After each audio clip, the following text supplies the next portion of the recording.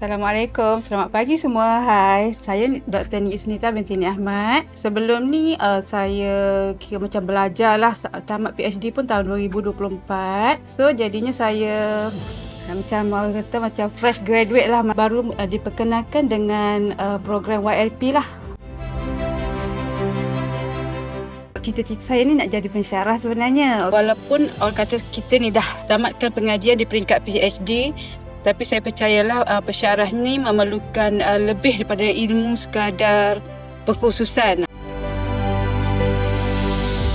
YLP ni merupakan program pembangunan akademik yang sangat bermanfaat lah, khususnya kepada mereka yang bercita-cita nak jadi pensyarah lah, sebabnya program ni memberikan kita pendedahan kepada teori, lebih kepada praktikal, kepada berkaitan pengajaran, penyediaan bahan kursus. Kita terdapat tenaga pengajar yang berpengalaman lah.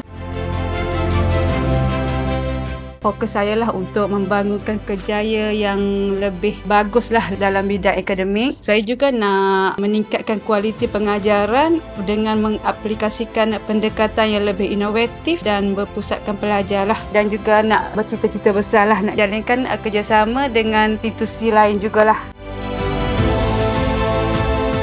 Sertailah program ni dan insya-Allah anda semua tak akan menyesal lah. Banyak sebenarnya perkara yang kita tak tahu dan kita boleh tahu bila kita menyertai program YLP ni lah. Sebab tu dalam program ni kita ambil lah peluang untuk bertanya, berkongsi pandangan dan membina jaringan profesional lah dengan tenaga pengajar serta rakan-rakan yang lain lah.